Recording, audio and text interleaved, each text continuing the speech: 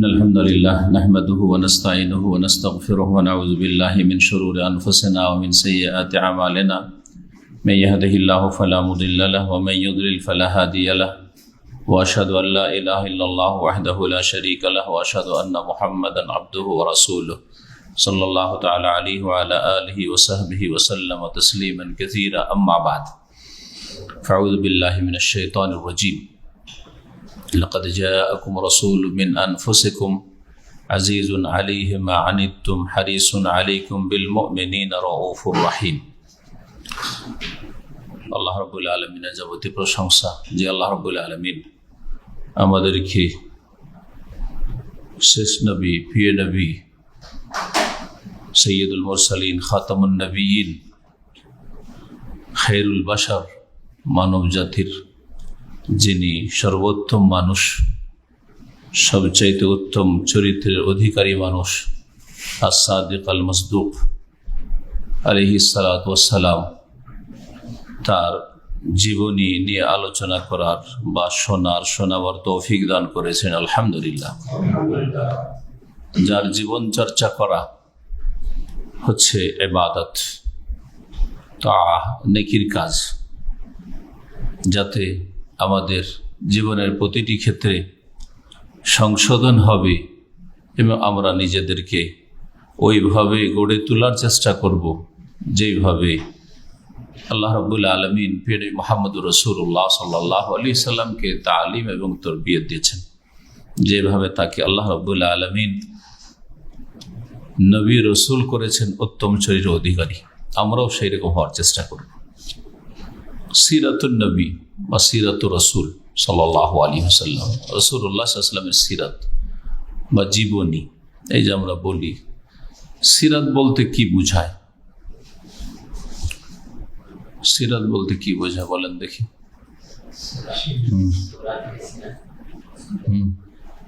সুরাত মানে তো গঠন, রূপ, চেহারা, শারীরিক গঠনকে সুরাত বলা হয়। আর সিরাত শুধু শারীরিক গঠনকে বলা হয় না, এটা ওর চাইতে অনেক ব্যাপক। আপনারা সিরাতুন নবী অনেক শুনছেন, আর বেদাতিরা মিলাদুন নবী শুনছেন। এমনকি এক শ্রেণীর বেদাতিরাও সিরাতুন নবীর নামে বেদাত করছে, মানে সিরাতুন নবীর মাহফিল অনুষ্ঠান করবে, আবার সেটা 12 রবিউল আউয়ালে করবে বা সেই উপলক্ষে করবে। সুতরাং যদিও নামটি সুন্দর বা সহি সিরাতুন নবী, কিন্তু উপলক্ষ যেহেতু 12 রবিউল আউয়াল, ওই সময় সিরাতুন নবীর মাহফিল আবার অনুষ্ঠান, সেই জন্য সেটাও বেদাত। তো সিরাতুন নবীর নামটি আমাদের দেশে এখন পরিচিত, যেমন বেদাতীদের কাছে মিলাদুন নবী নামটি পরিচিত, যদিও অর্থ বুঝে না। মিলাদ মানে তারা বুঝে যে কিছু দুরূদ শরীফ পড়লো, আর কিছু কবিতা টবিতা শায়রি করলো, আর একটা আয়াত পড়লো কোরআন কারীমের, আর তারপরে জিলাপি টিলাপি খেয়ে ধুমধাম করে একটা মাহফিল হয়ে গেল। এটা হচ্ছে মিলাদ শরীফ। এটা না বুঝে তারা মিলাদ করে। মিলাদ মানে দুরুদ পড়া, সালাম পড়া মনে করে, অথচ মিলাদ শব্দের সাথে দুরুদ সালামের কোনো সম্পর্ক নেই। মিলাদ মানে জন্মের সময়কাল, তাই না? ওয়ালাদা থেকে। তো জন্ম বার্ষিকীকে কি বলা হয়? মিলাদ বা মাউলিদ বলা হয় আরবিতে। তো এটা শুধু জন্ম বৃত্তান্ত আলোচনা করছে অথবা জন্মের দিন পালন করছে, মিলাদুন নবী, মাউলিদুন নবী। সিরাতুন নবী মানে কি বুঝলেন? একজন বলেন। পূর্ণ জীবন কাহিনী। জীবন কাহিনী বলতে বিভিন্ন দিক আছে মানুষের জীবনে, তাই না? তাহলে সবগুলি দিক শামিল। সিরাতুন নবী মানে নবী করিম সাল্লাল্লাহু আলাইহি ওয়াসাল্লামের জীবনের প্রতিটি দিককে যেই সাবজেক্টটি শামিল, তাতে প্রথম আসবে দ্বীনি বিশ্বাস, ঈমান, আকীদার বিষয়। রাসূলুল্লাহ সাল্লাল্লাহু আলাইহি ওয়াসাল্লামের ঈমান আকীদার বিষয় আসবে, সেটাও সিরাতুন নবীর একটা সবচেয়ে বেশি গুরুত্বপূর্ণ অংশ। আর একটা দিক আসবে ইবাদাতুন নবী সাল্লাল্লাহু আলাইহি ওয়াসাল্লাম, ইবাদত বন্দেগী, তার ফরজ সালাত কেমন ছিল, তার সুন্নত নফল সালাত কেমন ছিল, তার তাহাজ্জুদ কেমন ছিল, তার সিয়াম, ফরজ নফল সিয়াম রোজা কেমন ছিল, তার দানশীলতা সাদাকা খায়রাত কেমন ছিল, এগুলি আসবে। তার হজ, তার ওমরা, কয়টা ওমরা করেছেন, কয়টা হজ করেছেন, কখন করেছেন এবং কেমন ছিল, বাহ্যিক হজ ওমরা নিয়মগুলি কি ছিল, আর আভ্যন্তরীণ হচ্ছে হজ ওমরাতে তার ইবাদত বন্দেগীর কোয়ালিটিতে কেমন ছিল, এগুলি সব সিরাতুন নবীর অন্তর্ভুক্ত। যদি সেগুলি ইবাদত, কিন্তু সেটা সিরাতুন নবীর গুরুত্বপূর্ণ একটা পার্ট বা অংশ। সিরাতুন নবীর আর একটা দিক হচ্ছে মুআমালাত, আদান প্রদান, আচার আচরণ। প্রত্যেক স্তরের লোকের সাথে কেমন ছিল রাসূলুল্লাহ সাল্লাল্লাহু আলাইহি ওয়াসাল্লাম, ঘর থেকে শুরু করে একজন পুরুষ হিসাবে স্ত্রীদের সাথে কেমন আচরণ ছিল, বাপ হিসাবে ছেলে মেয়েদের সাথে কেমন আচরণ ছিল, তিনি বংশের একজন, কুরাইশ বংশের একজন ব্যক্তিত্ব হিসাবে তার বংশধর আত্মীয় স্বজনদের সাথে কেমন আচরণ ছিল। মামলাতে একটা দিক হচ্ছে রুজি, তার রোজগার কেমন ছিল, তার খাওয়া দাওয়া কেমন ছিল ইত্যাদি। এমনকি মানুষের সাথে আচার আচরণ চলাফেরার ক্ষেত্রে বিভিন্ন স্তরের মানুষ আছে, ওপরে কেউ আছে, কেউ পাশে আছে, সাথী সঙ্গী সাহাবায়ে কেরাম, তাদের সাথে আচরণ কেমন ছিল, অধীনস্থ বাড়িতে যদি কাজের চাকর নকর থাকে, দাস দাসী থাকে, তাদের সাথে কেমন আচরণ ছিল। তারপরে আখলাক, চরিত্র, আখলাকিয়াতের অনেক ব্যাপক দিক রয়েছে। শুধু আখলাক মানে দু চারটা ভালো চরিত্রের নাম নাই। যেমন আজকাল অমুসলিমদের কিছু ভালো চরিত্রের লৌকিকতা দেখে মানুষ এত প্রভাবিত হয় আর বলে ফেলে যে মুসলিমদের চাইতে কাফেরদের চরিত্র ভালো। দু তিনটা চারটা চরিত্র ছাড়া বাকি পারফেক্ট চরিত্র, পূর্ণরূপে চরিত্র দেখেন তো তারা সবচেয়ে বেশি চরিত্রহীন।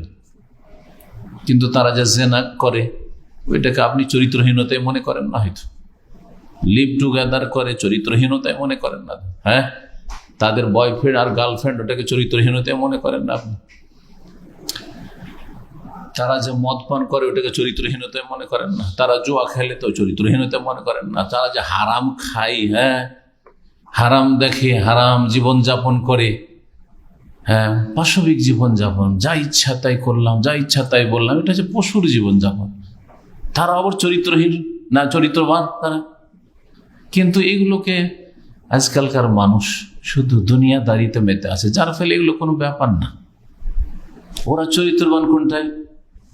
যদি আপনার সাথে একটা কথা করে তো কথা উল্টাবে না, হয়তো আপনার সাথে আমানতের ক্ষেত্রে ঠিক আছে, হয়তো সত্য কথা বলছে, হয়তো আপনার হক মারবে না, হয়তো আপনাকে কাজ করিয়েছে একটা পয়সা মারবে না, হয়তো ও এত ভালো চরিত্র। তো আপনার সাথে দেখা সাক্ষাৎ হলে তখন একেবারে এত চমকওয়ালা কথা, এত মানে মধু মেশানো কথা, আরে মুসলিমদের কথা শুনলে গাটা জ্বলে উঠে।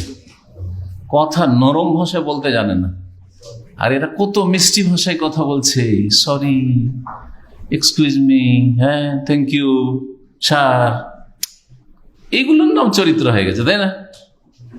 না, তো সিরাতুন নবী জীবনের প্রতিটি ক্ষেত্রকে শামিল। আর একটা দিক রয়েছে যেটা হচ্ছে সিরাতুন নবীর সাথে সূরাতুন নবী মানে হুলিয়া মুবারক, রাসূলুল্লাহ সাল্লাল্লাহু আলাইহি ওয়াসাল্লামের দৈহিক গঠন, হ্যাঁ, অবয়ব কেমন ছিল সেটাও সিরাতুন নবীর অন্তর্ভুক্ত। এটা সম্পর্কে স্পেশাল কিছু কিতাব রয়েছে, লিখনী রয়েছে, বিস্তারিত পড়তে হলে কিতাবগুলি পড়তে হবে। ইমাম তিরমিজিতে আপনার একটা অংশ রয়েছে, সেটা হচ্ছে শামাইলুত তিরমিজি। আল্লাহ সময় সুযোগ দিলে আমরা সিরাতুন নবী শেষ করি অথবা অন্য কোনো সাবজেক্টগুলো শেষ করে যখন সুযোগ পাবো, নবী সাল্লাল্লাহু আলাইহি ওয়াসাল্লামের শারীরিক গঠন সম্পর্কে বিস্তারিত আলোচনা, এটা বাংলায় অনুবাদ হয়েছে বাংলাদেশে, শামাইলুত তিরমিজি। তো এগুলো সিরাতুন নবীর অন্তর্ভুক্ত। জি হ্যাঁ, তো সিরাতুন নবীর সমস্ত দিকগুলিকে শামিল নবী করিম সাল্লাল্লাহু আলাইহি ওয়াসাল্লামের। এই জন্য আল্লামা ইবনুল কাইয়িম রাহিমাহুল্লাহ জাদুল মাদ কিতাবটি, জাদুল মাদ, জি, ফি হাদিয়ে খাইরিল ইবাদ, খাইরুল ইবাদ মানে বান্দাদের সবচেয়ে উৎকৃষ্ট বান্দা, সবচেয়ে ভালো বান্দা কে? রাসূলুল্লাহ সাল্লাল্লাহু আলাইহি ওয়াসাল্লাম। তো ফি হাদি খাইরুল ইবাদ, সর্বোৎকৃষ্ট বান্দার হাদি মানে আদর্শ, আদর্শ সম্পর্কে জাদুল মাদ, পরকালের পাথেয়, এটা হচ্ছে জাদুল মাদ ফি হাদি খাইরুল ইবাদ, তার পূর্ণ কিতাবের নামের অর্থ। তাতে প্রথম এটা বিষয় সম্পর্কে আলোচনা করেছেন, তারপর সবগুলি নবী সাল্লাল্লাহু আলাইহি ওয়াসাল্লাম সম্পর্কে আলোচনা, কিন্তু নবী করিম সাল্লাল্লাহু আলাইহি ওয়াসাল্লামের ঈমান, আমল, ইবাদত, ইবাদতের প্রত্যেকটি চ্যাপ্টার, ফিকহি মাসাইল, সালাত, যাকাত, সিয়াম, হজ, উমরা, তারপরে বিবাহ, শাদী ইত্যাদি সমস্ত কিছু ওতে আলোচিত হয়েছে। এমনকি তার ঘুম, তার জাগরণ, তার চলাফেরা, তার আচার আচরণ সব নিয়ে আলোচনা করা হয়েছে। তো আমরা সিরাতুন নবী নিয়ে আলোচনা করব। যতগুলি কথা বললাম সবগুলি কথা যদি আমরা আলোচনা করি তাহলে আমাদের বয়স ফুরিয়ে যাবে, আয়ু ফুরিয়ে যাবে, হয়তো আমরা কোনো একটা জায়গাতে পৌঁছিতে পারবো না, তাই না? তো আমরা বিভিন্ন সাবজেক্ট পড়াচ্ছি বা আলোচনা করছি, তার মধ্যে আকিদা ইমানের আলোচনা, আকিদা বা তৌহিদের কিতাবগুলিতে হয়ে যাচ্ছে। ওগুলি হচ্ছে ইমান, আকিদা এবং তৌহিদের ক্ষেত্রে সিরাতুন নবী, ওগুলোও সিরাতুন নবী। জি হ্যাঁ, তাফসীর যখন আমরা আলোচনা করছি তখন নবী করিম সাল্লাল্লাহু আলাইহি ওয়াসাল্লাম তাফসীর, সেগুলো কোরআন সুন্নাহ ভিত্তিক, সেগুলি তাফসীরের দিকটি হয়ে যাচ্ছে। যখন আমরা ফিকহি মাসলা মাসাইল আলোচনা করছি তখন নবী সাল্লাল্লাহু আলাইহি ওয়াসাল্লামের সিরাতের ওই দিকগুলি চলে আসছে। এইভাবে বিভিন্ন দিকগুলি অন্যান্য সাবজেক্টে চলে আসছে। আর বিষয়ভিত্তিক আলোচনাতে কিছু ইসলামিক যে মামলাত, আচার আচরণগুলি রয়েছে, হালাল হারাম রয়েছে, সেগুলোতে সিরাতুন নবী চলে আসছে। তো আমরা মূলত আলোচনা করব যেহেতু মধ্যম পন্থা অবলম্বন করে, এত বিস্তারিত নয় যে অনেক বছর লেগে যায়, কারণ সপ্তাহে একদিন, আর এত সংক্ষেপে নয় যে 2-4-6 মাসে নবী জীবনী আলোচনা করে শেষ করে দিলাম, এটাও নয়। তো আমরা মধ্যম পন্থা অবলম্বন করব এই ক্ষেত্রে। এবং যদিও সামনে হয়তো একটি কিতাব অথবা একাধিক কিতাব আমরা রাখব, কিন্তু যখন দেখব যে কিতাবটি আমরা সামনে মূলত রেখেছি তার চাইতে গুরুত্বপূর্ণ বা তথ্যপূর্ণ কথা অন্য অন্য কিতাবাদিতে আছে, তখন সেগুলিকে আমরা তাতে সংযোজন করার চেষ্টা করব, যাতে করে ফায়দা বা উপকারিতা বেশি হয়। আমারও লাভ হয়, আপনাদেরও লাভ হয়, যারা অনলাইনে শুনবে তাদেরও লাভ হয়। আল্লাহ রাব্বুল আলামিন যেন আমাদেরকে নবী সাল্লাল্লাহু আলাইহি ওয়াসাল্লামের সিরাত যে উদ্দেশ্যে চর্চা করা হয়, পড়া হয় বা পড়ানো হয়, সেই উদ্দেশ্যে সফলতা লাভ করার তৌফিক দান করেন। যতগুলি দিক বললাম এগুলি সব জানলেন, জানার পরে যদি আপনার ঈমান, আকীদা, ইবাদত বন্দেগী, আচার আচরণ, আখলাক, চরিত্র, লেনদেন যদি রাসূলুল্লাহ সাল্লাল্লাহু আলাইহি ওয়াসাল্লামের মতো না হয়, তাহলে আপনি সিরাতুন নবী পড়ে কি লাভ করলেন? কি লাভ করলেন? একটা লাভ যেটা অমুসলিমেরা করে, সেটা হচ্ছে যেটাকে ইংরেজিতে বলে জেনারেল নলেজ। হ্যাঁ, সাধারণ জ্ঞান, সারা বিশ্বে কোথায় কি আছে, কার নাম কি, কে কোন দেশের, তাই না? তো এগুলো হচ্ছে জেনারেল নলেজ। হ্যাঁ, অনেকে জানছেন যে হিটলার কোথাকার, তো কার্ল কোথাকার, তো লেনিন, স্টালিন তারা কে ছিল ইত্যাদি, গান্ধী কে ছিল, রবীন্দ্রনাথ ঠাকুর কে ছিল, জেনারেল নলেজ। লা ইউকাদ্দিমু আলা আখিরা, এতে কোনো লাভ নেই, কোনো লাভ নেই। না একটা পয়সা হালাল রুজি হবে, না আল্লাহ সন্তুষ্টি হবে এদের জীবনী জেনে, না পরকালের কিছু সম্বল হবে, একটা কোনো নেকি সওয়াব হবে। পক্ষান্তরে প্রিয় নবী মুহাম্মদ রাসূলুল্লাহ সাল্লাল্লাহু আলাইহি ওয়াসাল্লামের জীবনী চর্চা করলে প্রত্যেকটি মুহূর্ত হচ্ছে আপনার নেকির মুহূর্ত, সওয়াবের মুহূর্ত, ইবাদতের মুহূর্ত, এবং আপনার উদ্দেশ্য হচ্ছে সৎ, যে লাকাদ কানা লাকুম ফি রাসূলিল্লাহি উসওয়াতুন হাসানাহ, নিশ্চয় তোমাদের জন্য রয়েছে রাসূলুল্লাহ সাল্লাল্লাহু আলাইহি ওয়াসাল্লামের ভিতরে বা মাঝে উত্তম আদর্শ, উসওয়াতুন হাসানাহ। সুতরাং এই উদ্দেশ্যে যাতে করে আমরা সিরাতুন নবী চর্চা করি, শিখি, শুনি অথবা পড়ি, যদি কিতাবে পড়েন তবু যেন উদ্দেশ্য থাকে যে আমি আমার প্রিয় নবীর মতো হব সাল্লাল্লাহু আলাইহি ওয়াসাল্লাম। যদি আপনি শোনেন সামনে এসে শুনেন, তবুও আপনি যেন এই নিয়ত রাখেন যে যেটুকু পড়বো সেইটুকু আমি আমার জীবনে পালন করার চেষ্টা করব, প্রতিফলিত করব, আমি ওই রকম হব, আমি নবী সাল্লাল্লাহু আলাইহি ওয়াসাল্লামের ফটোকপি হওয়ার চেষ্টা করব। যারা ভালো ছেলে মেয়ে, যারা নেক্সট সন্তান ছেলে মেয়ে, তারা বাপ যদি ভালো হয় তার ফটোকপি হওয়ার চেষ্টা করে, ওর মতো খায়, ওর মতো কথা বলে, ওর মতো চলাফেরার চেষ্টা করে, আমার বাপ এরকম ছিল, স্টাইলি ছিল, এরকম আমার বাপের আচরণ এরকম ছিল, আমি এরকম। যদি ভালো অনগত ছেলে মেয়ে হয়, আপনার বাপের চাইতে আমার বাবার চাইতে বেশি হক প্রিয় নবী মুহাম্মদ রাসূলুল্লাহ সাল্লাল্লাহু আলাইহি ওয়াসাল্লামের। মর্যাদার ক্ষেত্রে আল্লাহ রাব্বুল আলামিন তাকে সমস্ত মানুষের উপর শ্রেষ্ঠত্ব দান করেছেন। আমার আব্বা, আপনার আব্বা, আপনার মা আমার মায়ের চাইতে বেশি প্রিয় এবং শ্রেষ্ঠ সাইয়্যিদুল মুরসালিন খাতামুন নবীর মুহাম্মদ সাল্লাল্লাহু আলাইহি ওয়াসাল্লাম, তার জীবনী নিয়ে আলোচনা করব। আমরা মূলত যে কিতাবটি সামনে রাখবো সেই কিতাবটি আরবি ভাষায় আছে, আমার জানা মতে বাংলায় অনুবাদ হয়নি। যদি আল্লাহর কোনো বান্দাকে আল্লাহ তৌফিক দেন আর করে দেন তো জাযাহুল্লাহ খাইরান। আমরা যদি জীবদ্দশায় পেয়ে যাই তো আমরা লাভবান হইলাম, আর নাও যদি পাই তো এটি একটি আমার উপদেশ অথবা দোয়া যে আল্লাহ যেন আমাদের কোনো ভাইকে তৌফিক দান করেন এটি বাংলায় অনুদিত করার, যাতে বাঙালি যাতে উপকৃত হইতে পারে। রওদাতুল আনোয়ার ফি সিরাতিন নবীল মুখতার সাল্লাল্লাহু আলাইহি ওয়াসাল্লাম। রওদাতুল আনোয়ার, আলো সমূহের বাগান। রওদাতুল আনোয়ার মানে হচ্ছে আলো বা জ্যোতির বাগান। কি সম্পর্কে? মনোনীত নবীর জীবনী সম্পর্কে সাল্লাল্লাহু আলাইহি ওয়াসাল্লাম, যাকে আল্লাহ মনোনয়ন করেছেন।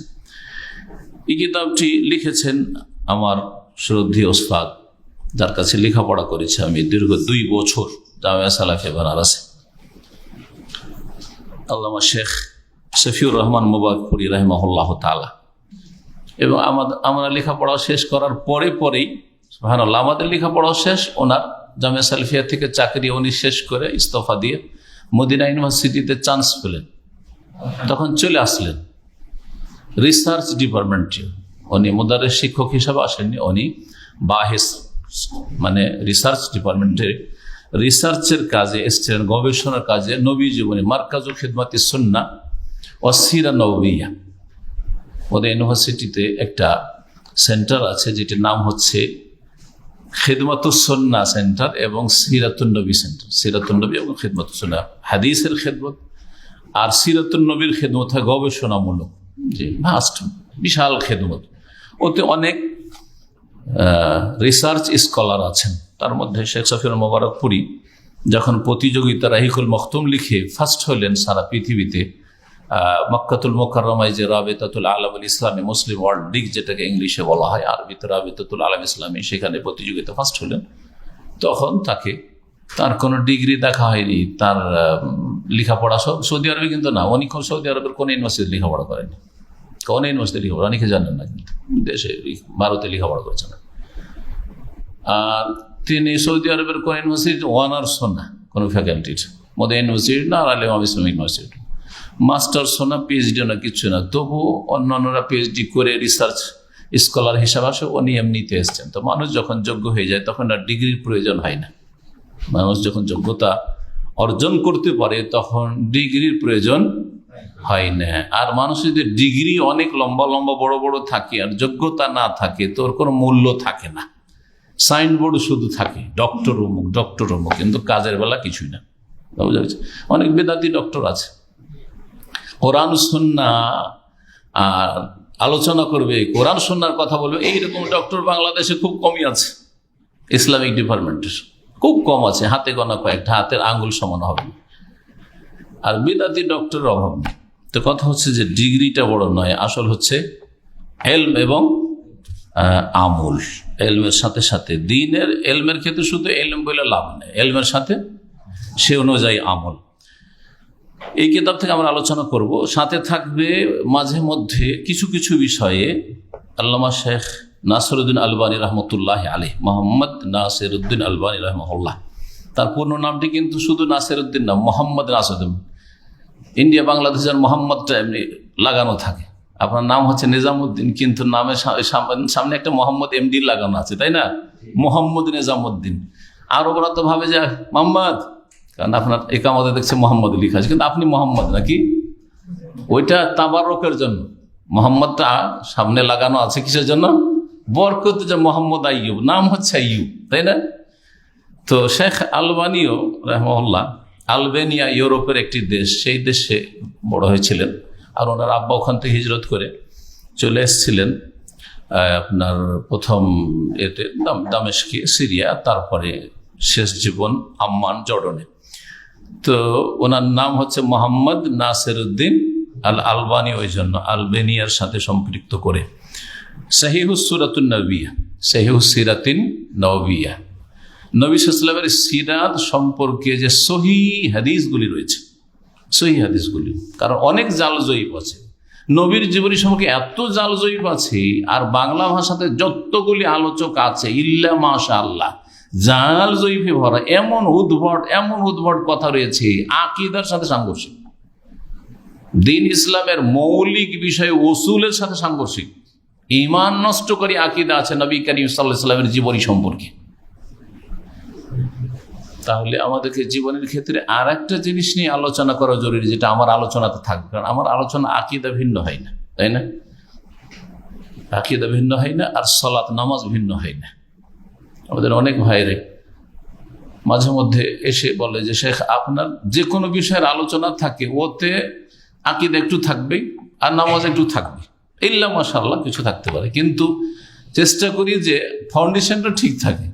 কারণ যারা আকীদা বরবাদ আর নামাজ বরবাদ করে দিয়েছে, তার আর বাকি এলেম শিখা আর আমল করে লাভ নাই। যার ফলে যে কোনো আলোচনা শেষখানে ফিরে আসতে হবে কোনখানে? আকীদাটা সহি শুদ্ধ হইতে হবে, আর নামাজি, 5 ওয়াক্ত নামাজি মুসলিম হইতে হবে। তো সহি সিরাতুন নবী, সিরাতুন নবীতে সহি কিছু যে হাদিসগুলি রয়েছে, সেগুলি বিভিন্ন বিষয়গুলি যখন এখানে আসবে তখন ওখান থেকে আমরা আলোচনা করার চেষ্টা করব। এছাড়া অনেক ভালো ভালো বই আছে, যেমন আজকে একটা বই আমার কাছে অনেকদিন থেকে রাখা আছে, যেহেতু বইটা পুরো পড়ার সময় হয়নি, কত পড়বো, পড়তে পড়তে জীবন চলে যাচ্ছে, কিন্তু পড়া মনে হচ্ছে, যত পড়ছি মনে হচ্ছে অল্পই পড়ছি, আর যত কম পড়বেন মনে হচ্ছে যে আমার মতো কেউ নেই। পরীক্ষিত জিনিস এটা। কিতাবটি খুবই সুন্দর, সৌদি আরবে খুব নতুন লেখা হয়েছে, নতুন রাইটার মোহাম্মদ সাল্লাল্লাহু আলাইহি ওয়াসাল্লাম, নবিউল বাশারিয়া, মোহাম্মদ সাল্লাল্লাহু আলাইহি ওয়াসাল্লাম মানবতার নবী, মোহাম্মদ সাল্লাল্লাহু আলাইহি ওয়াসাল্লাম মানবতার নবী। এই বইটিও দেখলাম খুব সুন্দর, যদিও জীবনের প্রত্যেকটি দিক নাই, সামান্য কিছু দিক আছে, কিন্তু অনেক গুরুত্বপূর্ণ দিক আছে। তো আমরা এতে অনেক ভূমিকার কথা আছে সিরাতুন নবী সম্পর্কে, কিন্তু আমি ওই ভূমিকার কথাগুলি না হয় পরে আলোচনা করব। প্রথম পর্বে মানুষ শুনতে চায় নবী সাল্লাল্লাহু আলাইহি ওয়াসাল্লামের যেটা শুরু, সেটা হচ্ছে যে নবী সাল্লাল্লাহু আলাইহি ওয়াসাল্লামের বংশ পরিচয়, নাম। জি, তো এই জন্য প্রথম পর্ব আজকে আমি এই বিষয় নিয়ে আলোচনা করব। জি, আমরা আজকে শুরু করছি আমাদের এই বিষয় 19শে শাওয়াল 1440 হিজরি মোতাবেক 22শে জুন 2019। সিরাতুন নবী সম্পর্কে আল্লামা শেখ শাফিউর রহমান মুবারকপুরী রাহিমাহুল্লাহ বলছেন যে ফাইন্না সিরাতুন নবী মিন আশরাফিল উলুম, সিরাতুন নবী হচ্ছে সবচাইতে উত্তম বা উৎকৃষ্ট বিদ্যা, ওয়া আ'আজ্জুহা, সবচাইতে মর্যাদার বিদ্যা, ওয়া আসনা হাদাফান ওয়া মাতলাবান, তার উদ্দেশ্য হচ্ছে খুব মহৎ। এর মাধ্যমে মানুষ একজন মুসলিম হিসাবে জানতে পারে, বেহা ইয়ারিফুর রাজুলুল মুসলিম আহওয়ালা দীনিহি ওয়া নবিয়িহি, তার দিন ইসলামটা কেমন হবে তার, এটা জানতে পারবে। যখন সিরাতুন নবী পড়বেন মানে আপনি জানেন ইসলাম সম্পর্কে আপনি পড়াশোনা করছেন, কারণ নবী সাল্লাল্লাহু আলাইহি ওয়াসাল্লাম পড়া মানে ইসলাম সম্পর্কে পড়া, নবী সাল্লাল্লাহু আলাইহি ওয়াসাল্লাম সম্পর্কে শোনা মানে ইসলাম সম্পর্কে কোনো কথা শোনা, এবং তার নবী সাল্লাল্লাহু আলাইহি ওয়াসাল্লাম সম্পর্কে জানতে পারবে। এবং আল্লাহ রাব্বুল আলামিন যে নবী সাল্লাল্লাহু আলাইহি ওয়াসাল্লামকে সম্মানিত করেছেন বিভিন্ন দিক থেকে, যেমন আল্লাহ সম্মানিত করেছেন তাকে ওহী দিয়ে, ওহী তার উপর নাজিল হচ্ছে, আর কোন মানুষের উপর তার যুগে বা তারপরে নাজিল হয়নি। ওহীর দরজা তখন থেকে বন্ধ হয়ে গেছে শেষ নবীর মাধ্যমে।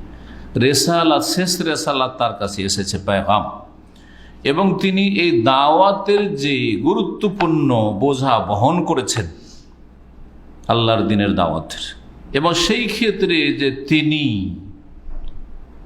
অক্লান্ত পরিশ্রম করেছেন এবং এই পরিশ্রম মেহনত করতে গিয়ে দাওয়াতের পথে যে তার ওপর বালা মুসিবত এসেছে, বিপদ আপদের সম্মুখীন হয়েছেন, আর জীবনে অনেক রকমের ঝুঁকি এসেছে, আর যখন এই রকমের পরিস্থিতি তৈরি হয়েছে তখন আল্লাহ রব্বুল আলমিনের সাহায্য নেমে এসেছে। আল্লাহ রব্বুল আলমিন গায়ব থেকে, অদৃশ্য থেকে তাকে সাহায্য করেছেন, মালায়েকায়ে কেরাম দিয়ে, ফেরেশতা দিয়ে সাহায্য করেছেন, বিভিন্ন উপায় উপকরণ আল্লাহ সৃষ্টি করে দিয়েছেন। আল্লাহ তার জীবনে তার ওপর, তার সাহাবায়ে কেরামদের উপর অনেক বরকত নাজিল করেছেন এবং বহু অসাধারণ কিছু দেখিয়েছেন যেগুলি মুজিজাত। তাহলে আর একটা দিক এখানে বলে দিই সিরাতুন নবী সম্পর্কে, যে সিরাতুন নবীর একটা গুরুত্বপূর্ণ দিক হচ্ছে নবী করিম সাল্লাল্লাহু আলাইহি ওয়াসাল্লামের মুজিজাত। যদি আপনাদের জিজ্ঞেস করি যে নবী সাল্লাল্লাহু আলাইহি ওয়াসাল্লামের মুজিজা কতটি ছিল, তো আনুমানিক কি বলবেন? চট করে বলে দেন, কয়টা? হ্যাঁ না, অসংখ্য শুনতে চাই না, আমি চাই 10-20টার মধ্যে ছিল না, 25-50 100 পৌঁছিবে না? কয়টা মুজিজা ছিল? যেমন মুসা আলাইহিস সালাম 9টি মুজিজা ছিল। আল্লাহ বলছে ওয়ালাকাদ আতাইনা মুসা 9 আয়াতিন বাইয়িনাত, তাই না?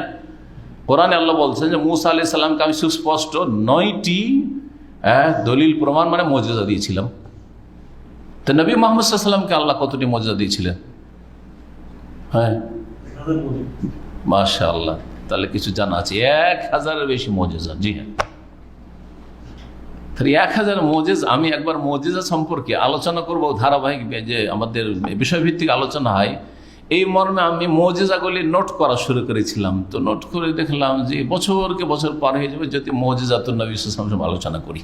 জি হ্যাঁ, তবে দলিল সহ করলে, কারণ প্রত্যেকটা মুজিজা আর ওর দলিল কখন হইলো, কোন হাদিসে আছে, তাতে সময় লাগবে। আর যদি শুধু গনিয়ে দিই এই মুজিজা, এই মুজিজা, এই মুজিজা, তাহলে তো কয়েকটা আলোচনাতেও সারা যেতে পারে। তো নবী সাল্লাল্লাহু আলাইহি ওয়াসাল্লামের মুজিজাটাও সিরাতুন নবীর অন্তর্ভুক্ত। এই সম্পর্কে প্রতিটি যুগে লিখনী লেখা হয়েছে, প্রথম যুগ থেকে শুরু করে আজ পর্যন্ত অনেক লিখনী এসেছে। তার মধ্যে আমাদের কাছে বাংলায় সবচেয়ে ভালো, বাংলায় বলবো, আরবিতে বলবো, বাংলায় সবচেয়ে ভালো কিতাব হচ্ছে আর রাহিকুল মখতুম। আর রাহিকুল মখতুম, যেই কিতাবটির 2 অনুবাদক রয়েছে, একজন মহিলা আর একজন পুরুষ। তো যেটি পুরুষের অনুবাদ সেটি সূক্ষ্ম, সেটি আরবির কাছাকাছি। আমি আরবির সাথে বা উর্দুর সাথে মিলিয়ে দেখেছি যে ওনার তর্জমাটা সূক্ষ্ম, যেহেতু উনি একজন আলেম ছিলেন। আর মহিলা লন্ডন থেকে, একজন বাঙালি মহিলা অনুবাদ করেছেন, সেটা উনি আরবি যেহেতু জানতেন না, ইংলিশ থেকে তর্জমা করেছেন। তাহলে মাঝখানে ভায়া, তাই না? আরবিতে লেখক লিখেছেন, আরবি থেকে ডাইরেক্ট তর্জমা করলে, আরবিটা ভালো বুঝলে তাহলে সঠিক তর্জমা হবে। প্রথম কথা, সঠিক আরবি না বুঝলেও তো তর্জমাতে ভুল হতে পারে। এক তো ইংলিশ অনুবাদক কিভাবে বুঝেছে আল্লাহ জানে, আর তারপর ইংলিশটার অনুবাদ করতে গিয়ে কীভাবে বুঝেছে আল্লাহ জানে। যার ফলে এই ভায়া হওয়ার কারণে অনেক জায়গায় আমি মিলিয়ে দেখেছি, বাংলায় একরকম কথা লিখছে, আরবিতে আর এক রকম লেখা আছে। সেই জন্য ওই অনুবাদটি সূক্ষ্ম নয়, বেশ কিছু জায়গায় ভুল ভ্রান্তি আছে। কারণ ওই বইটি অনেকে পড়বেন, সেই জন্য বলছি। নাম জানেন? হ্যাঁ হ্যাঁ, এই নামটাই জানেন, কিন্তু আরেকটা বই যেটা এখানে পাওয়া যায়, সেটা ছাপিয়েছে মনে হয় বাইতুস সালাম ছাপিয়েছে। ওইটা একজন পুরুষ, একজন ভালো আলেম, পাবনার সম্ভবত, ওনার অনুবাদ, নামটা আগে আগে চলে যাচ্ছে। তো ওইটা হচ্ছে বেশ ভালো তর্জমা, বেশ ভালো তর্জমা বাংলার, ওইটাই পড়বেন। জি, এর থেকে একটা জিনিস বোঝা যায় যে ভায়া হইলে 6-9 হয়ে যায়, বা 9-6 হয়ে যায়, তাই না? আমাদের সেটা প্রবাদ আছে না, এই লোকটা 9-6 করে দিল, বলে না?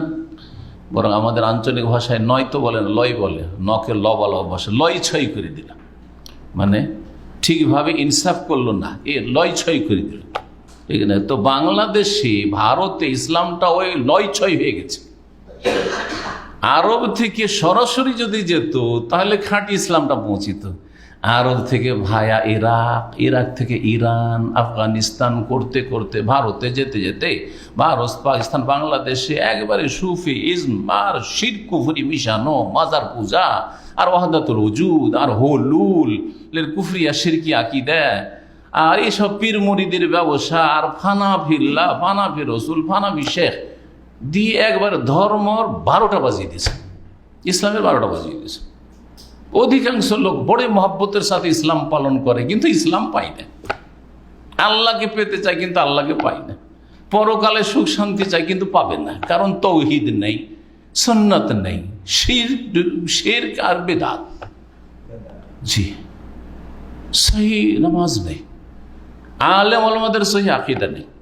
কে শিখাবে আপনাকে সহি আকীদা? তাহলে ইল্লা মাশাআল্লাহ যারা ওই রকম গবেষক ওলামাদের কিতাব পড়েছে, যেমন ইমাম ইবনে তাইমিয়া রাহিমাহুল্লাহ, ইমাম ইবনুল কাইয়িম, এইরকম আইম্মা কিরামদের, মুহাম্মদ আব্দুল ওয়াহাব রাহিমাহুল্লাহ জামিয়ান, তাদের কিতাবাদি পড়েছে, গবেষণা করেছে, অথবা আরব দেশে লেখাপড়া করেছে, তারা এই সব থেকে মুক্ত হতে পেরেছে। না হইলে ওই ভেজালে আলেম ওলামা ডুবে থেকে গেছে।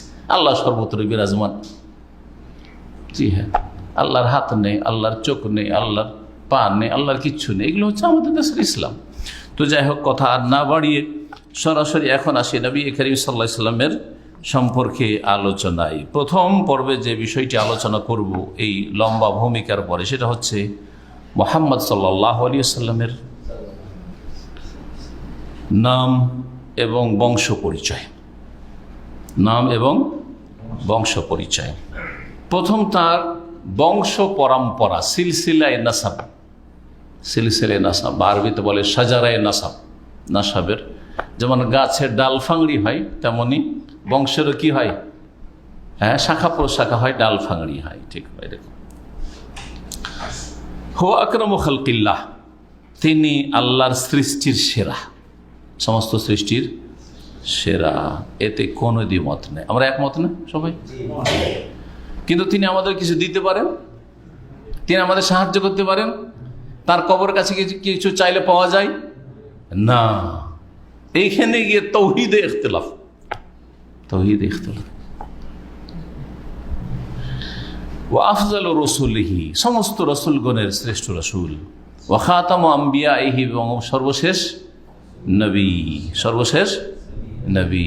সূরাতুল আহজাবে আল্লাহ বলছেন, মা কানা মুহাম্মাদুন আবা আহাদি মির রিজালিকুম ওয়ালাকিন রাসূলুল্লাহি ওয়া খাতামান নবিয়্যিন। মুহাম্মদ সাল্লাল্লাহু আলাইহি ওয়াসাল্লাম, মা কানা মুহাম্মদ আবা আহাদি মির রিজাল, তোমাদের কোন পুরুষ ব্যক্তির পিতা নন। কেন আল্লাহ পুরুষ ব্যক্তির পিতা নন বললেন? তোমাদের কারো পিতা নন বলতেন, কেন বললেন বলেন তো? হ্যাঁ, কোনোদিন চিন্তা করেননি মনে হয়? হ্যাঁ, ছেলে সন্তান ছিল না, কিন্তু কন্যা সন্তানগুলি বড় হয়েছিল। ছেলে সন্তান ছোট অবস্থায় 1 বছর 2 বছরের মধ্যে সব মারা গেছে, যার ফলে পুরুষ ছেলে তো কেউ ছিল না। হ্যাঁ, সন্তান ছিল, সন্ততি, মেয়ে ছিল, 4 মেয়ে ছিল। 4 মেয়ের মধ্যে 4টা মেয়ে বড় হয়েছে, কিন্তু নবী করিম সাল্লাল্লাহু আলাইহি ওয়াসাল্লাম জীবদ্দশায় কয় মেয়ে মারা গেছেন? 3 মেয়ে মারা গেছেন। 1 মেয়ে তাও রাসূলুল্লাহ সাল্লাল্লাহু আলাইহি ওয়াসাল্লামের ইন্তেকালের 6 মাস পরে মারা গেছেন, ফাতিমা রাদিয়াল্লাহু তাআলা। তার নাম হচ্ছে মুহাম্মদ সাল্লাল্লাহু আলাইহি ওয়াসাল্লাম, পিতার নাম আব্দুল্লাহ। হাতে গনেন কত দূর পর্যন্ত আমরা আজকে আলোচনা করছি বংশ পরম্পরায়। মোহাম্মদ বিন আবদুল্লাহ 2 নম্বর, বিন আব্দুল মুত্তালিব, দাদা আব্দুল মুত্তালিব, বিন হাশেম, বাপের দাদা হচ্ছে হাশেম, এই জন্য তার বংশ কি বলা হয়? বনু হাশেম, হাশেম গোত্র। জি হ্যাঁ। বিন আব্দে মনাফ, কি আব্দে মনাফ, বিন কোসাই, বিন কেলাব, বিন মুর্রা, বিন কাব, বিন লুয়াই, বিন গালিব, বিন ফেহের, বিন মালিক, বিন নদর, বিন কেনানা, বিন খুজাইমা, বিন মুদরেকা, বিন ইলিয়াস, বিন মুদার, বিন নাজার, বিন মাদ, বিন আদনান। মাদ বিন আদনান। কত হইল? 16, 4, 20, 22। নবী সাল্লাল্লাহু আলাইহি ওয়াসাল্লাম থেকে শুরু করলে 22 পুরুষ বা 22 পিঢ়ি। পিঢ়িটা আপনারা ব্যবহার করেন কি শব্দটি? 22 পিঢ়ি,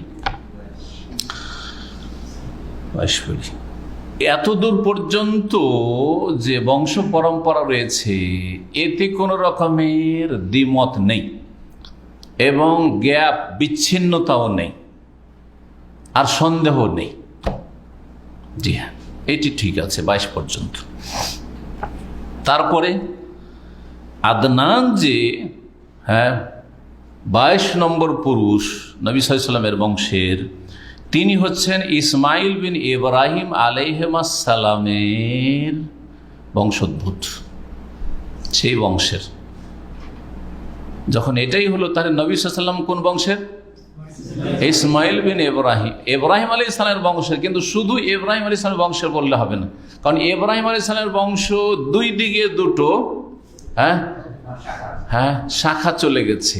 একটা হচ্ছে বনু ইসমাইল, ইসমাইল বংশ, আর একটা হচ্ছে বনু ইসহাক, ইসহাক বংশ। ইব্রাহিম আলাইহিস সালামের কয় ছেলে? 2 ছেলে। ইসমাইল আলাইহিস সালামকে নিয়ে এসে বসিয়ে দিলেন তার আম্মার সাথে, হাজারের সাথে। কোথায়? মক্কায়। তো ইসমাইল ইসলামের বংশধর ছড়াইলো মক্কা এবং তার চারিদিকে আরব দেশে। আর ইসহাক আলাইহিস সালাম তার আম্মা সারার সাথে কোথায় থেকে গেলেন? ফিলিস্তিনে থেকে গেলেন। না, ফিলিস্তিনে থেকে গেলেন, প্যালেস্টাইনে। যখন সেখানে থেকে গেলেন তখন বংশধর তার ছড়াইল কোথায়? শাম দেশে, বৃহৎ শাম দেশের মধ্যে প্যালেস্টাইনও, যেটা বর্তমান আপনার তার অধিকাংশ দখল করে আছে ইসরায়েল, লানাহুমুল্লাহ, এবং আল্লাহ তাদেরকে যেন নিশ্চিহ্ন করুন। আর মুসলিমদেরকে আল্লাহ যেন তাদের ফিলিস্তিন এবং মুসলিম দেশগুলি ফিরিয়ে দেন। তার আগে আল্লাহ মুসলিমদেরকে তাদের সহি ইসলামের দিকে, তৌহিদ সুন্নাতের দিকে, মসজিদের দিকে ফেরার তৌফিক দান করেন। না হলে আল্লাহ ফিলিস্তিন ফিরিয়ে দেবেন না। ভালো করে মনে রাখতে হবে, আমাদেরকে ফিরতে হবে আল্লাহর দিনের দিকে, তখন আল্লাহ ফিরিয়ে দেবেন। সহজ কথা খুব, কিন্তু এই কথাটি আজকাল মানুষ বুঝে না। উল্টো ভাবে কাজ করলে কখনো আল্লাহ তাতে ফল দেবেন না। সোজা হয়ে কাজ করতে হবে, যেভাবে আল্লাহ কাজ করতে বলেছে। তো শাম দেশ, এই জন্য ইসহাক বংশ ছড়িয়েছে কোথায়? বৃহৎ শাম দেশে, যার মধ্যে বর্তমানে সিরিয়া, তারপরে জর্ডন, উর্দুন, আর ফিলিস্তিন, সব কিছু, এগুলো লেবানন, সব। তো নবী সাল্লাল্লাহু আলাইহি ওয়াসাল্লাম ইব্রাহিম আলাইহিস সালামের বংশের বনু ইসমাইল থেকে। জি হ্যাঁ, এতেও কোনো সন্দেহ নাই যে নবী সাল্লাল্লাহু আলাইহি ওয়াসাল্লাম ইসমাইল বংশের। আদনান ইসমাইল বিন ইব্রাহিমের বংশোদ্ভূত, এতে কোনো সন্দেহ নেই। কিন্তু এই আদনান থেকে শুরু করে ইসমাইল পর্যন্ত যে বংশ পরম্পরা রয়েছে, যে পুরুষগুলির নাম রয়েছে, তাতে ইখতিলাফ রয়েছে, দ্বিমত রয়েছে। কেউ কম করেছে, বেশি করেছে, অথবা কেউ একটা নাম ঢুকিয়েছে আর একটা, এরকম হয়েছে, ইখতিলাফ আছে। যার ফলে এই ক্ষেত্রে বংশ তো ঠিকই আছে ওই বংশেরই, কিন্তু এই নামগুলি অনেকে আদম আলাইহিস সালাম থেকে ঠেকিয়ে থাকে, পৌঁছিয়ে থাকে, কিন্তু এই পৌঁছানো সহিশুদ্ধ নয়। 22 পুরুষ পর্যন্ত তো সহিশুদ্ধ, কিন্তু বাকিটাতে মাঝখানে তাহলে 3টা স্তর করা যেতে পারে। নবী সাল্লাল্লাহু আলাইহি ওয়াসাল্লামের বংশ পরম্পরা আদম আলাইহিস সালাম পর্যন্ত 3টা স্তরে ভাগ করা যেতে পারে। সার কথা, একটা স্তর নিশ্চিত এই নামগুলির তরতিব বা সিরিয়ালিটি ঠিক আছে, সেটা হচ্ছে মুহাম্মদুর রাসূলুল্লাহ সাল্লাল্লাহু আলাইহি ওয়াসাল্লাম থেকে শুরু করে আদনান পর্যন্ত। আদনান থেকে ইসমাইল বিন ইব্রাহিম পর্যন্ত এখানে কিছু দ্বিমত আছে, মানে সন্দেহের অবকাশ আছে, নিশ্চিত না এই সম্পর্কে আমরা। আর ইব্রাহিম আলাইহিস সালাম থেকে শুরু করে নূহ আলাইহিস সালাম, আবার নূহ আলাইহিস সালাম থেকে শুরু করে আদম আলাইহিস সালাম জামিয়ান এই পর্যন্ত যে পৌঁছানো হয়ে থাকে বিভিন্ন কিতাবাতে আছেই এই সিলসিলায়ে নাসাব বা বংশ পরম্পরা, কিন্তু তাতে নিশ্চিত কি আছে? ভেজাল আছে। কারণ ওই নামগুলি মাহফুজ বা সুরক্ষিত নয়। এই বংশ পরম্পরা যে গণনা হয়েছে সেগুলি সুরক্ষিত নয় বা বিশুদ্ধ নয়। জি হ্যাঁ, তো সহজে এইভাবে মনে রাখলে খুব সহজ। তার মায়ের নাম কি ছিল?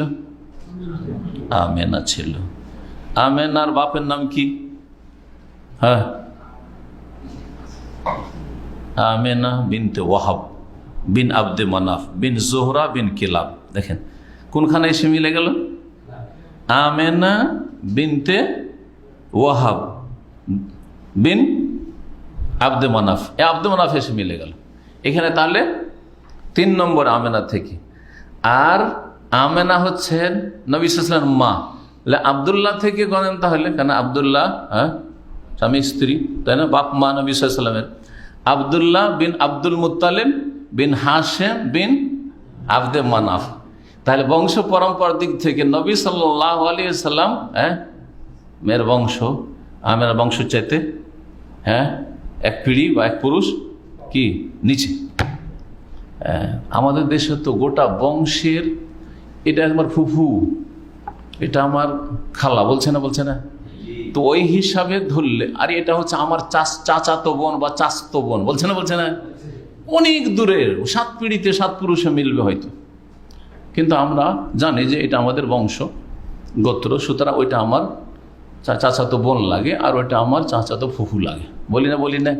তো এইভাবে যদি আমরা ধরি, তো নবী করিম সাল্লাল্লাহু আলাইহি সাল্লামের বাবা আব্দুল্লাহ বিন আব্দুল মুত্তালিব বিন হাশেম বিন আব্দে মানাফ, 4 নম্বর কি আব্দুল মানাফ আসলে। আর আমেনার ক্ষেত্রে আমেনা বিনতে ওয়াহাব বিন আব্দে মানাফ, একটু ওপরে, তাই না?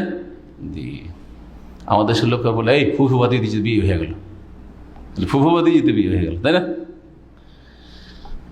এই নিয়ে কত হইচই হয়। চাচাতো ভাতিজিকে বিয়ে করেছে, অনেক দূরের, হারাম কাজ করেছে। একবার আমার গ্রামে এরকম ঘটনা ঘটেছে, অনেক দূরের বংশ, মানে 5 পুরুষে গিয়ে মিলবে, কিন্তু ভাতিজি সম্পর্কে পড়ছে, চাচাতো ভাইয়ের মেয়ে বিয়ে করেছে। আর গ্রামের লোক তো গরম হয়ে আছে, এইরকম অন্যায় কাজ করলো। তখন সম্ভবত কোথায় যে লেখাপড়া করতাম, কিন্তু অনেকটা লেখাপড়া হয়ে গেছিল, তার মানে অন্তত মদিনা এসেছিলাম অথবা আসবো। এই চরম অন্যায় কাজ করেছে এই গ্রাম আমাদের। কি হয়েছে? ভাতিজিকে বিয়ে করে নিয়েছে, বুঝেন আমাদের সমাজ। আর এই ভাতিজি মনে করে গায়ের মাহারামের সাথে অবাধ মেলামেশা, আর তখন ওই ব্যভিচারগুলো হয়ে থাকে অনেক সময়, কারণ ওই শ্রদ্ধা তো আর নেই। যেটা কাছের ভাতিজি হলে তো আলাদা কথা, আপন ভাতিজি আর চাস্তো ভাতিজি সমান দেখবেন আপনি? কখন না। যাই হোক, আব্দে মানাফ বিন জোহরা বিন কিলাব, আর ওখানে কি ছিল দেখেন, আব্দে মানাফ বিন কোসাই বিন কেলাব, আব্দুল কোসাই বিন কেলাব, কেলাবে গিয়ে মিলছে। কেলাব আল জাদ্দুল খামসে নবী সাল্লাল্লাহু আলাইহি ওয়াসাল্লাম, ওখানে তাহলে কেলাব, কোসাই বিন কেলাব আর জোহরা বিন কেলাব, এই আব্দে মানাফ আর এক আব্দে মানাফ, ভুল বলছি। আবার তাহলে আমরা ঠিকভাবে গণি, আমেনা বিনতে ওয়াহাব বিন আব্দে মানাফ বিন জোহরা বিন কেলাব, কেলাবে গিয়ে মিলছে পঞ্চম দাদা নবী সাল্লাল্লাহু আলাইহি ওয়াসাল্লাম থেকে, বা নবী সাল্লাল্লাহু আলাইহি ওয়াসাল্লাম বাপ থেকে শুরু করে, যেহেতু আমেনা থেকে শুরু করেছি, আবদুল্লাহ বিন আব্দুল মুত্তালিব বিন হাশেম বিন আব্দে মানাফ বিন কোসাই বিন কেলাব, 6 নম্বরে যাচ্ছে। এখানে 5 নম্বরে কেলাব এসেছিল, তাই না? ওইটা ঠিক আছে যে তরতিবে 1 পুরুষ কম বেশি। এই আলোচনাটা কে বুঝলো? বুঝেছেন না বুঝেননি? জি হ্যাঁ। তার পিতা এবং তার মাতার বংশ তাহলে একই বংশ, পঞ্চম দাদাই গিয়ে মিলিত হচ্ছে। কেলাব, কেলাব নামক ব্যক্তিতে গিয়ে 2 বংশ একত্রিত হচ্ছে। জি হ্যাঁ। কেলাব নাম কেন? কেলাব মানে কি? কুকুর, মানে বহুবচন কুকুরের, কালবের বহুবচন হচ্ছে কেলাব। আরব দেশে এরকম মেলা নাম আছে, অনেকে এই নামগুলো নিয়ে হাসাহাসি করে। তো এগুলোর অনেক রহস্য আছে। কেলাব নাম পড়েছে, কিন্তু ওদেরকে কুকুর বলা হয়নি। কি করতো? কেন কেলাব নাম পড়েছিল? ওর নাম ছিল হাকিম অথবা অরুয়া এই কেলাবের, কিন্তু লাকিন্নু কানা কাসীরা সাইদ বিল কেলাব, কুকুর দিয়ে শিকার করত।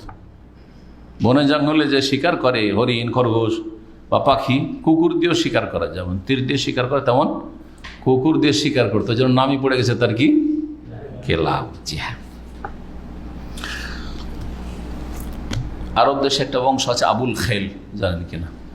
আবুল খেল, আল কাসিম অনেক জাত আছে। আবুল খেল মানে কি? কে বলতে পারে আবুল খেল মানে? ঘোড়ার বাপ। খেল মানে ঘোড়া, আবুল খেল মানে কি তাহলে? ঘোড়ার বাপ। কোনো এক দাদা আজকে থেকে 80, 90, 100 বছর বয়সে, যখন চরম অভাব ছিল, 100 বছর আগে প্রায় মনে হয়, ঘোড়া চুরি করে নিয়ে চলে এসেছিল, তার নাই পড়েছে আবুল খেল। জি হ্যাঁ, এইভাবে নামগুলি পড়ে থাকে। আগের যুগে এরকম আমাদের দেশেও বিভিন্ন বংশের নাম কিন্তু আছে, অনেক বংশের নাম এইভাবে পড়েছে। নবী করিম সাল্লাল্লাহু আলাইহি ওয়াসাল্লাম বংশ সম্পর্কে আল্লামা আলবানী সিরাতুন নবীতে যে হাদিসগুলো নিয়েছেন, 2-1টা আলোচনা করি। এইটুকু আলোচনাতেই আমাদের গুরুত্বপূর্ণ কিছু কথা চলে আসুক তাহলে।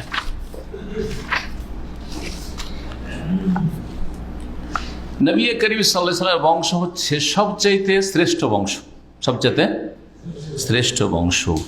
এ সম্পর্কে যখন আবু সুফিয়ানকে রোম দেশের রাজা জিজ্ঞেস করে, তখন জিজ্ঞেস করে কাইফা নাসাবহু ফিকুম, মুহাম্মদ সাল্লাল্লাহু আলাইহি ওয়াসাল্লাম বংশ তোমাদের মধ্যে কেমন? বংশ, কোনো মানুষকে চেনার জন্য বংশ পরিচয় জিজ্ঞেস করে, বংশটা কেমন? বিয়ে শাদীর ক্ষেত্রে আমাদের ছিল জিজ্ঞেস করে না? এটা গুরুত্ব আছে অবশ্য। বলছে হুয়া ফিনা যু নাসাবিন, মুহাম্মদ সাল্লাল্লাহু আলাইহি ওয়াসাল্লাম আমাদের মধ্যে বড় সম্ভ্রান্ত বংশের।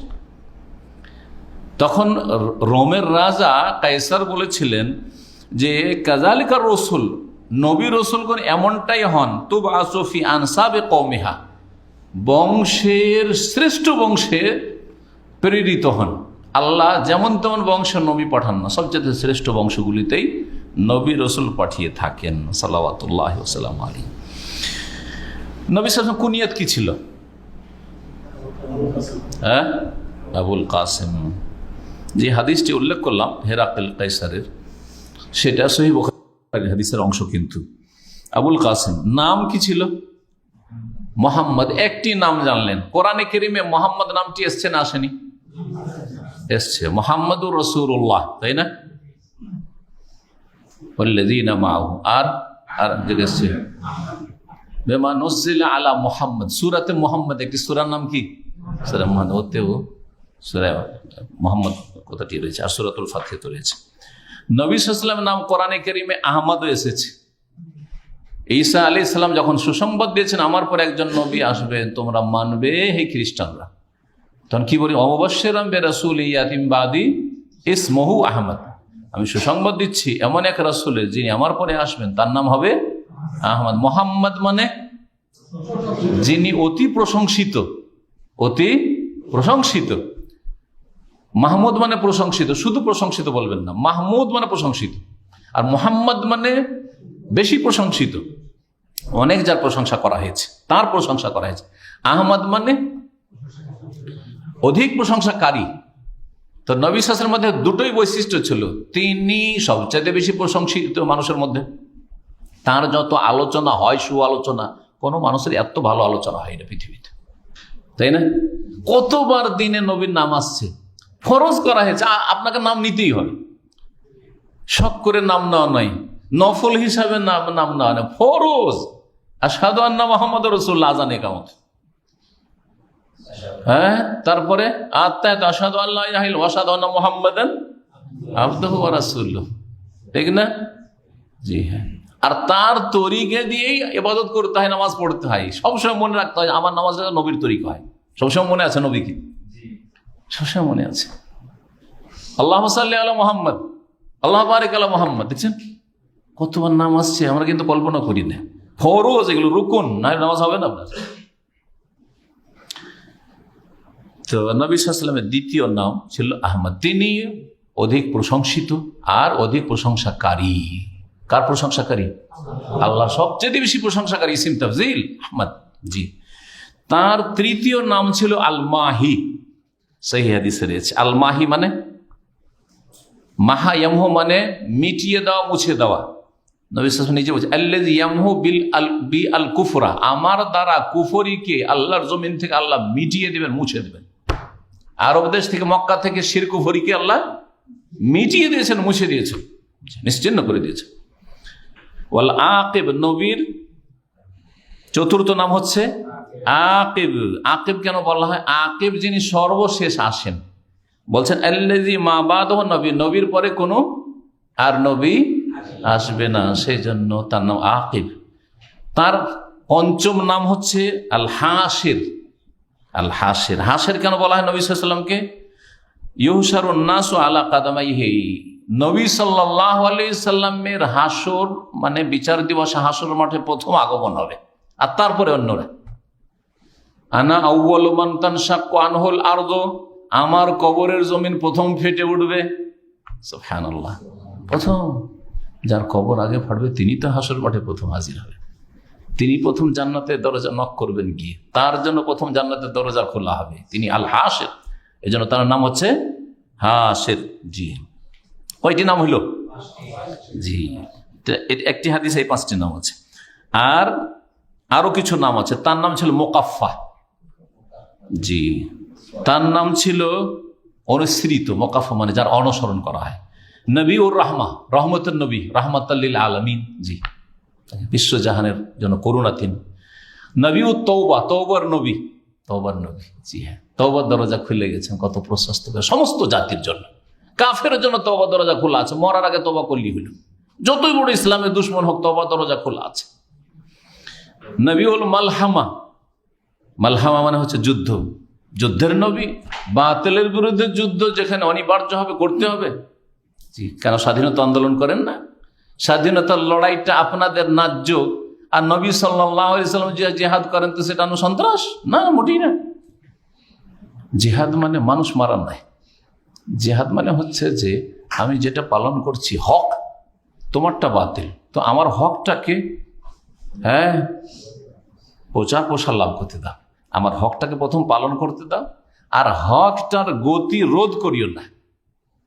হকের গতি রোধ করিও না, যেদিকে যাচ্ছে যেতে দাও। সাদা সিধা মানুষ যে স্বেচ্ছায় কবুল করেছে, কবুল করতে দাও। কবুল করতে বাধা দেবে, পালন করতে বাধা দেবে, তখন আল্লাহ বলছেন এই ক্যান্সার, এই ক্যান্সার সর্বনাশ করে দেবে। খাতামুন নবীন, নবীর আরেকটি নাম হচ্ছে, উপাধি নাম খাতামুল, সর্বশেষ নবী। নবীর নাম আব্দুল্লাহ, যেটা আপনারা কোনদিন শুনেন। নবীর নাম কি? আব্দুল্লাহ। কোরআনে 2 জায়গায় আছে এই কথাটি। কোরআন 2 জায়গায় আছে নবীর নাম আব্দুল্লাহ। বলেন তো কোরআনে কোথায় আছে? সূরা ওয়া আন্নাহু লাম্মা কামা আব্দুল্লাহ ইয়াদুহু কাদু ইয়াকুনুনা আলাইহি লিবাদা। লাম্মা কামা আব্দুল্লাহ, যখন আল্লাহর বান্দা দাঁড়াইলেন। জি হ্যাঁ। আর কোথায়? ফাআউহা ইলা আবদিহি মা আওহা। আব্দুল্লাহ আরেক জায়গায় কোরআনে কারীম আছে, বের করেন।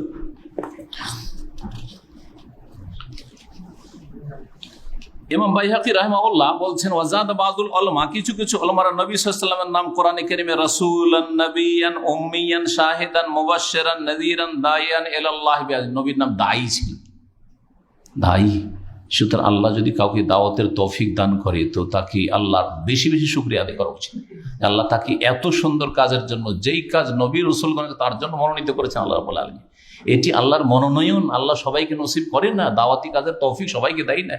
কত মাদ্রাসা থেকে পড়ে আলেম হচ্ছে, আর ফারেক হচ্ছে, আর দাওরা হচ্ছে, আর টাইটেল হচ্ছে, আর কামেল হচ্ছে, কত কি হচ্ছে, বুঝছে না?